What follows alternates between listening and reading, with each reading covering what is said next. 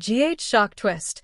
Tracy's sinister plot exposes Drew using Nina's hand at the nurses' ball, a night Port Charles will never forget. The nurses' ball, known for its glitz, glamour, and heart-tugging tributes, is set to become the most explosive night in Port Charles history, and not because of a song or a gown. What starts as a night to remember becomes a night to regret when Tracy Quartermaine, ever the schemer, uses Nina Reeves as an unwilling pawn to publicly expose Drew Cain, and she does it under the bright lights, center stage, right when all of Port Charles is watching. Buckle up. This is General Hospital, and you haven't seen betrayal like this. For months now, Tracy Quartermaine has been quietly watching, waiting, calculating her next move. With the Quartermaine family fractured and her influence at Yelq under constant threat, Tracy has reached her limit.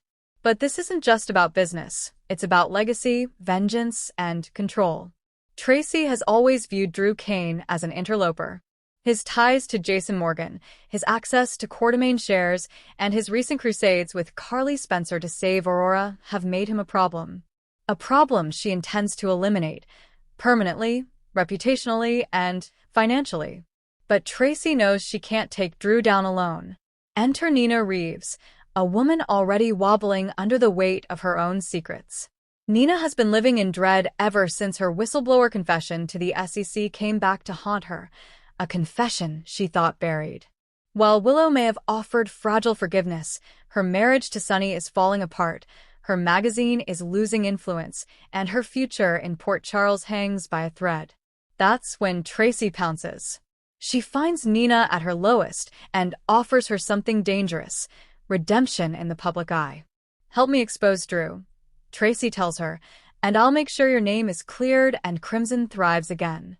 Nina, desperate to regain control over her life, hesitantly agrees. But she doesn't know the full extent of Tracy's plan. As the nurses' ball kicks off at the Metro Court, the atmosphere is electric. Guests arrive in glamorous gowns and designer suits. Performances are lined up.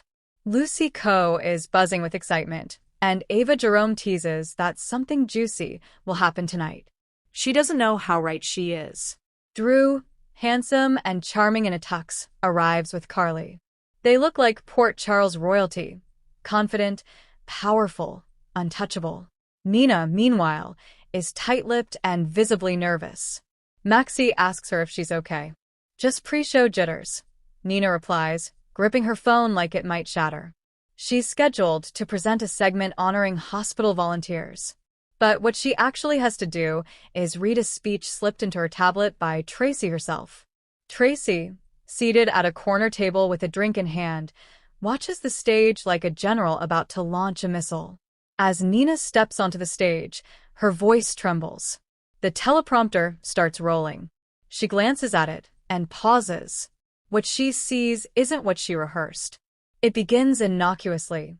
"Tonight, we celebrate the heroes who work behind the scenes, who risk everything for others." But then the text shifts. "In Port Charles, we also have those who pretend to be heroes while profiting from insider secrets. People who masquerade as noble CEOs while violating federal laws." Gasps ripple through the crowd. Carly frowns. Drew tilts his head in confusion. Sonny, seated next to Christina and Donna, sits up straighter. Nina tries to stop. "This isn't what she whispers. But the music fades, the lights dim, and Tracy's plan locks into motion. The next lines flash on the screen. Nina's voice, trembling, reads them anyway. "I never meant for this to happen," she says, staring directly at Drew. "But the people deserve the truth. Drew Cain was involved in multiple counts of insider trading, concealed behind fake shell companies, and the real evidence lies in the encrypted files I delivered earlier today to the SEC and the press." Silence. Then chaos erupts. The audience is stunned. Reporters begin snapping photos. Cameras whirl. Carly bolts to her feet, fury in her eyes, screaming at Nina. "What the hell did you just do?" Drew, pale and furious, grabs Nina's wrist. "Where did you get that? Who gave you those files?" Nina, panicked and trembling, says only 2 words, "Tracy Quartermaine." Suddenly, all eyes shift to Tracy, who calmly sips her champagne and stands. "I simply believe the truth belongs to everyone," she says. And Drew's days of playing hero, while hiding criminal behavior, are over. Monica, aghast, rushes to the stage. Ned tries to pull Tracy away, but she shrugs him off. Sonny, meanwhile, walks out without a word. His silence is a thunderclap. Nina's heart shatters in her chest. Tracy didn't just expose Drew's insider trading. She dug deeper. The files Nina gave to the SEC contain evidence of a darker past, a covert operation Drew participated in while under Victor Cassidy's manipulation, one that indirectly led to several civilian deaths overseas. Drew believed the records destroyed. He was wrong. And now, those documents are headed for public release.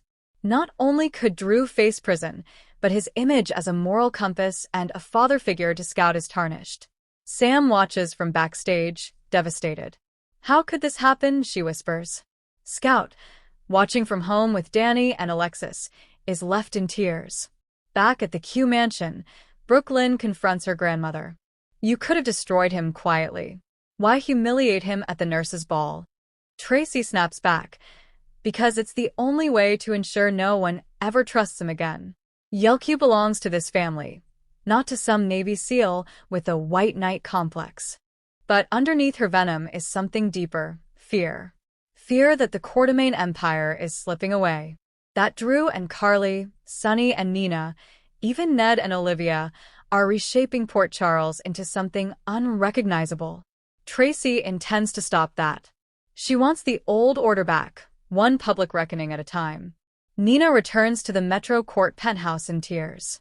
Ava follows her in, furious. "You were a fool to trust Tracy. She used you." "I didn't want this," Nina sobs. "I just wanted my life back." But Ava, while angry, is not without sympathy. Then fight for it. Make Tracy pay for what she did. In a surprise twist, Ava offers Nina a chance to team up. The two women, often rivals, now find themselves with a common enemy and nothing left to lose. Tracy has declared war, and Nina and Ava are about to fight back. Over the next few days, Port Charles divides. Carly unleashes her full fury. She visits Diane and begins preparing a lawsuit against Tracy for malicious defamation and corporate sabotage. Michael and Willow are stunned. Michael confronts Nina, furious that she let herself be manipulated again. Willow simply tells Nina, "I don't know if we can come back from this." Anna and Jordan are forced to open a federal investigation. The SEC demands Drew turn himself in for questioning. Anna says quietly, "I warned you about playing in gray areas." Jason, still adjusting to life back in Port Charles, confronts Drew for the first time in months. "You should have told me. I could have protected you." Monica, shaken, begins to question her loyalty to both Tracy and Drew. "Maybe the Quartermain name is more poison than I realize."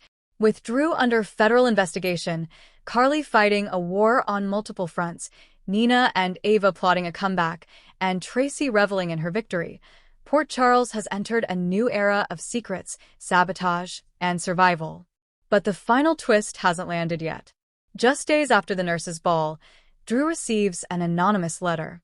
"There's more. You're not the only one Tracy wants to destroy. She's coming for Carly next. And she's not working alone."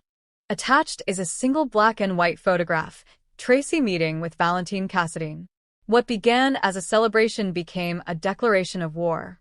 The nurses' ball will go down in history not for a dance or a song, but for the night Tracy Quartermain stood center stage without lifting a finger and let someone else drop the guillotine.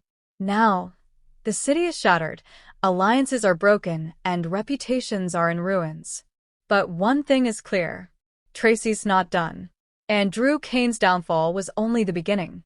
Stay tuned. The storm isn't over.